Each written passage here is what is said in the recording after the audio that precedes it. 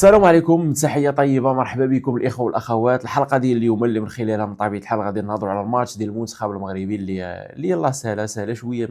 المهم سالينا، تعطلنا شي شوية، مشينا للتيران وتعطلنا مع جيت لكازا، تعطلنا مع الطريق مع الشتاء، وكانت الحمد لله الأمور المهم الشتاء كانت مزيانة، الأمور كاملة كانت زوينة، التنظيم كان مزيان، التيران الكازو ديالو ما تأثرش. كمشهد رياضي كروي شي حاجه اللي زوينه بزاف. دوك الدروج اللي كنقطعوا ديك القنطره كنتمنى يتعاد فيهم النظر، شويه عمرو بالماء والناس مساكن كيعانيو، كاين اللي ما عنده صحه، كاين اللي صغير، كاين اللي الناس اللي ما عندهمش قدره انهم يدوزوا في ديك القنطره وهي عامره بالماء. كيفاش خدمات من الاصل ما داروش لها اصلا مجاري ديال المياه. هنا من الحوايج اللي كنبغيو اننا نمدحوا الامور ديالنا، ولكن خصنا نديروا داك النقد البناء ديالنا باش نطوروا ونمشيو مزيان، فنخليو الامور هذه جانبا. الحفل ديال الافتتاح ما تفرجت فيه، ما شفتوش، وصلنا معطلين، كنا بغينا نتفرجوا فيه ولكن بعض الالتزامات خلاونا نوصلوا معطلين. ماشي مشكل، ولكن كنا كنمنيو النفس على انه المنتخب المغربي يدير ماتش اللي يكون ماتش مزيان كبدايه للكان، اللي ناخذوا به اول حاجه 3 ديال النقاط، واللي ناخذوا به واحد الثقه وواحد الاطمئنان على المستوى ديال المنتخب المغربي، ونحيدوا ديك الصوره الباهته اللي كنا كنقولوا كنكذبوا على روسنا. كنقولوا يمكن وليد مخبي شي حاجه ملي كنا نتفرجوا في الماتش ديال البحرين الكونغو، لي سوطو حتى هي ماتشات اللي بحال هادو كنا كنكذبوا على راسنا، كنقولوا يمكن حيت ماتشات وديين ملي يوصل المعقول راه وليد مخرج وعنده شي امور ممكن يخرجهم، بما فيهم الكره الثابته اللي اليوم ما كناش عندنا فعاليه فيهم، بما فيهم الفكره كيفاش اننا نمشيو ونهاجموا المنتخب اللي باينه من الاول بانه غادي يدير لك نفس الاسلوب اللي دارت لك البحرين، الكونغو، النيجر وما شابه، وموزمبيق، على انه فرقه تسد لك بخمسة 4-1، تسد لك لي كولوار من اليمين ومن اليسار ومن العمق وتبقى واحد. فهاد المشكله هذه كنا كنقولوا بانه راه يمكن غير ماتشات وديين، ولكن في المعقول بانه نتبدلوا، ولكن واقع الامر في الشوط الاول ما تبدلناش، مشينا بنفس الاسلوب كانك كتعاود تتفرج في الماتشات اللي دازوا قبل، ما كاينش شي تغيير. اللي انا كنتمنى وباني عليه الامل ديالي هو الفرقه ديالنا تربح، واخا ما نربحوش باداء زوين، واخا ما نربحوش بنتيجه زوينه، نربحوا وناخذوا 3 ديال النقاط باش بعدا ما نضيعوش شي 2 نقاط نعطيوها كادو للخصم، ونغامروا. الماتش اللي من موراه تولي لعاب عليك واحد الضغط كبير، الماتش الثالث تولي لعاب عليك واحد الضغط كبير. هذه اللي ممكن انها تخليك تقول اللهم هذا الربح بهذه الكيفيه هذه، واخا ربحوها بواحد، ولا انك تعطي كادو للخصم وتبقى كتجير الماتشات ديالك ديال باقي الادوار والمجموعات، الجولات بطريقه اللي هي خايبه. اليوم اهم ما كاين هو انه ربحنا، اهم ما كاين، والحمد لله على انه ربحنا، خدينا 3 ديال النقاط. واللي كنساينو هو انه الفرقه ديالنا تصلح ماتش بماتش. مثلا حطينا المنتخب المغربي مع السكيتيوي في الدوره ديال كاس افريقيا المحليين، كنا كنقولوا ماتش بماتش الفرقه غادا تكبر، ولكن معها المدرب كان كيصلح، كان كيشوف، كان كيدير مقارنه ما بين هذا اللاعب عطاني ان نحتفظ به يلعب ديما، واللاعب ما عطانيش نجلسو، والامور كتمشي بحال هكا. هذه اللي كنتمنى من وليد انه يديرها، ويمشي ويقاد لينا واحد الفرقه اللي في الاخر نبقاو غاديين وكنكبروا، كتبان لك الفرقه بحال حتى في كاس العرب، الفرقه ماتش بماتش كتقاد، ماتش بماتش كتسودا، ماتش بماتش كتولي عندها السرعه في التحرك ديال اللعابه ديالها. الماتش ديال اليوم اللي شفنا الشوط الاول بانه لعبنا ما كنتحركوش بزاف، سيرتو اللعابه اللي ما عندهمش الكره. الخصم سهلنا عليه انه يدافع مزيان. الوقت اللي غلطوا وعطاونا بيلانتي اللي نشوفوا بعض اللقطات ديال الفيديو اللي كتوضح لنا بانه استفدنا من اخطاء ديال الخصم. حنا بغينا اننا نماركيو، ولكن في الوقت اللي بغينا نماركيو هما سادين وواقفين مزيان ما ماركيناش. وهذا العجز هذا اللي كان عندنا اليوم سيرته في الشوط الاول، راه كان عندنا، ماشي ما كانش، كان عندنا. وكنا كنقولوا يمكن في الماتشات الرسميين يتبدل، ما تبدلش. كنتمناو انه يتبدل، وانه هاد الامور اللي كتبان خايبه تصلح في الماتشات اللي جايين. حيت مثلا الا درتي الاسقاط لهذا الماتش ديال جزر القمر، فرقه اللي ممكن اننا نتلاقاو معها بنفس الاسلوب في الدور الثاني اللي هو الدور ديال الثمن، خروج المغلوب، وبدات كتجرك فرقه بحال هكا وكتعطلك كيف ما تعطلنا اليوم. شكون اللي ضمن لك انك تربح بواحد لزيرو ولا بجوج لزيرو، وشكون اللي ضمن لك انك تربح في الاشواط، وشكون اللي ضمن لك انهم علاش لا يقدروا يديوك البيلانتيات. وبيلانتيات شحال من فرقه كتكون غير مرشح على الورق، وكتكون هذيك الورقه الاخيره، هذاك الايمان ديالو بانهم وصلوا للورقه الاخيره ديال البيلانتيات، كيبداو يضربوا السيور، كتبدا تشوف كره كضرب في القنبه وانت اللي كتكون تايق، وهذا يمكن كتقلب عليك بيلانتيات وما كتعطيكش. هذا الشيء بغينا نحطوه جانبا ما نوصلوش ليه. باش ما نوصلوش ليه خصنا الامور ديالنا تقاد وما نديروش التكرار داك الشيء اللي شفنا في الماتشات اللي كانوا قبل. بدات الصوره كتوضح على انه اي فرقه، انا مثلا كواحد كنشجع ولا مدرب ولا لاعب ديال مالي ولا ديال زامبيا ولا ديال اي فرقه نطلقها المغرب، بدات الصوره كتوضح لك على ان كنسدوا عليهم 5-4-1، نسدوا العمق، نسدوا الاطراف بجوج، نخليهم كيجريو في الماتش كامل وما نغلطوش. الا ما غلطوش راه ما نقدروش اننا نماركيو. فعلى بركه الله نمشيو نشوفوا التشكيله بعدا. كان فيها بونو، نايف، اكرد، سايس. نوقفوا عند سايس الاخوه. سايس يمكن غلط وليد، يمكن غلط وبانت بانه غلط. ها هو اللعاب عطاه ضات فيفا وحده، جابو لعبوا بنى عليها وخلانا نتوهموا بانه يبني عليها، خلانا حنا نتيقوا بانه راه هو اللي كاين في الوقت اللي ربما كان يمشي لخيارات اخرى. هو اليوم مع البدايه الشوط الاول التبليسه وهذاك الشد في العضله الخلفيه ديال الفخذ صعيبه بزاف، صعيبه نريكيبيريوه ونرجعوه. حتى اللائحه الاحتياطيه اللي عندك الحق تاخذ منها ما فيهاش لاك سونترال. سايس كانت عنده واحد الاصابه، كانت عنده مغمضين عينينا عليها، وتا وليد كان مغمض عينو عليها. حاجه اخرى، نايف اكرد كان بليسي في اخر توقف دولي.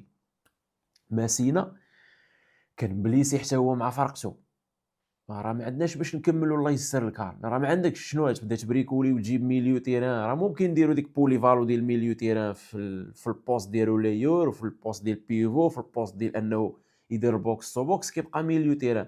ممكن اننا نديرو بوليفالو لعاب من الدون نديوه للطروه بحال كيف ما كنديروا مع مزراوي، ولكن باش نديروا واحد اللعاب بوليفالو نهزوه ونبريكوليو ببوست اخر ونحطوه في اللاكس، غنغامروا بزاف وباش نغامروا بكار في بلادنا. صعيبه صراحه وما يمكنش انك تغامر بحال هكا. الله يدير اللي فيه الخير. اصلا دابا بدينا اللي عطى الله عطا، ما بقاش عندنا الوقت اننا نرجعوا ونصلحوا. وليد دخلتي والاختيارات ديالك هي في اول ماتش بينات لينا انه سيس ما كانش موجود 100% للكان. احنا بدينا وهذا الشيء اللي عطى الله عطا، انه سيس يقدر ما يكملش معنا البطوله. مزراوي في اليمين، انا صلاح الدين في اليسار، سفيان امرابط في ميليو تيران دار ماتش مزيان الصراحه، نائل العناوي وناحي اللي لعب كبوكس تو بوكس. وهنا ضيعنا واحد اللعاب اللي ممكن انه هاد الثلاثي ديال الميليو تيران ولينا كنحسوا بانه مجبر والد يلعبهم بثلاثه في الوقت، لانه ممكن انه نستافدوا من لعاب اخر في البوست ديال ميليو اوفونسيف، ونستافدوا من لعاب في الباندا يكون كيدريبلي مزيان في الواحد ضد واحد. كمثال ملي حطينا اسماعيل السيباري حطيناه كانه باش نلعبوا ونستافدوا من العمق، باش انه يدخل الهالف سبيس ويخوي انا صالح الدين يطلع له في الهالف سبيس. ركزنا بزاف اليوم على العمق وما ركزناش على هذيك الواحد ضد واحد في الاطراف، اللي بعض المره كتكون هي الحل، وبعض المره كتهلك الخصم، كتمشي له من الاطراف، كتمشي له من العمق، كتخلي انه يلقى مشاكل باش انه يكوفري القنوات الخمس ديال التيران. ما كتوليش كتبين ليه بانك عندك فكره وحده كتمشي عليها وصافي كيسد. فاليوم القمر بينا له بانه عندنا فكره وحده خاصه في الشوط الاول، نلعبوا عليها وبقينا كنعاودوا سدوا علينا فيها وصافي حلوا لينا العرض ديال التيران. كان محلول ما قدرناش نمشيو فيه حتى الشوط الثاني ملي دخل الزلزولي، ولو بلا بالكره ولا بلا كره ما كانش كيبان بانه فعال، ولكن راه كان كيجر واحد اللاعب اللي ممكن يخرج لعنده وكيتحرر هذاك الكولوار اللي ما بينه وما بين لافون سونتر ديالنا، سواء نصيري ولا رحيمي ولا حتى ايوب الكعبي. ابراهيم دياز اللي كان صيد بيلانتي وماركا دار ماتش مزيان. رحيمي اللي من غير بيلانتي اللي تار وضيعوا ما كانش التحرك ديالو كبير ومزيان، سيرتو انه بغى يعطيه الكرات من العمق. وهنا باينه الفكره على انه ما بغاش يصيفط ليه دوك الكواري ديال العرض ولا سونطراج. كنعرفوا انه كون بغى يديرها كون دخل نصيري ولا الكعبي من البدايه. الزلزولي اليامق اللي دخل وقف مزيان الصراحه في البلاصه ديال سايس. ايوب الكعبي اللي دخل عطى اضافه اللي كانت مطلوبه منه على انه من فرصه قليله انه يماركي وماركا، وعطانا الهدف من واحد من هذيك المقصيه اللي كانت واعره. وقبل منا كان بعد الحل اللي كان من عند اللاعب ابراهيم دياز. نشوفوا بعض الامور اللي كتعلق بالفيديو ونناقشوها من طبيعه الحال. هنا غادي نهضروا على خصم اللي صافي الفكره واضحه، هي يسدوا عليك ب5-4-1، يطيحوا لك البلوك ويخليوك كتجري. هنا صافي سدوا علينا، في الوقت اللي سدوا علينا ما قدرناش اننا نلقاو الحل باش انه نماركيو وندخلوا عند هذا الخصم هذا. صافي كياخذوا لينا الكره وكنعاودوا اننا نمشيو نديروا الكونتر بريسينغ ولا البريسينغ باش ناخذوها.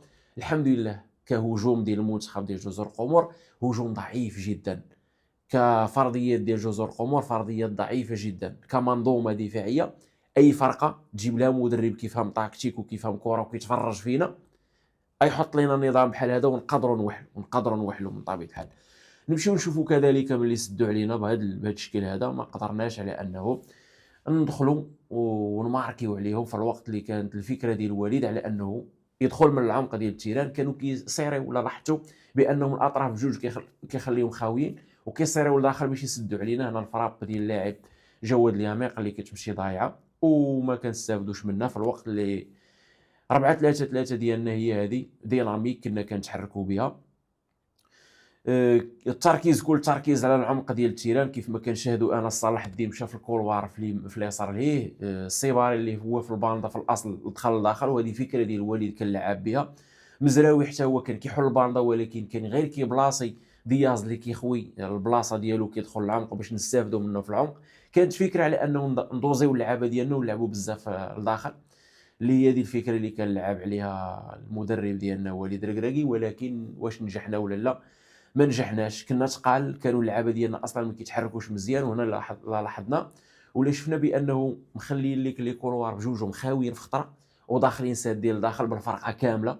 وهذه المشكله اللي لعب عليها وليد الركراكي، على انه كان مصر يدخل من الداخل من العمق ونسى على انه راه في الوقت اللي كتجلسي بواحد الفرقه وكتسد عليها لداخل مزيان وكتجمعهم كتخرج الكره للاطراف وممكن تجيب بها الحل، كيف ما جا الحل من هذيك العرضيه اللي جات اصلا ديال انس صلاح الدين. وكانت هي الهدف الثاني اللي خلانا نرتاحوا في الوقت اللي كنا رابحين غير بواحد. نكملوا هنا ونشوفوا بانه غضت علينا الكره.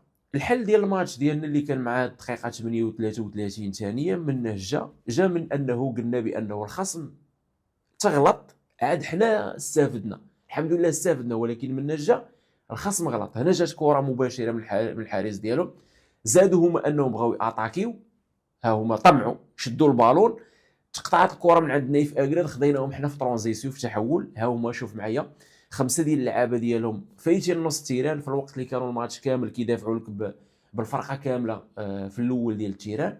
هنا الحمد لله جات هذه الكره اللي رجعت عليهم ترانزيسيون، يكونوا ندموا عليها ولكن ما ندموش في الوقت اللي ضاع بيلانتي. هنا ناخذوا الفكره بعدا. مشى دياز بالكره ديالو في الوقت اللي كانوا هما 5 مشاو تقصاو في الباس اللي ضرب نايف اكراد.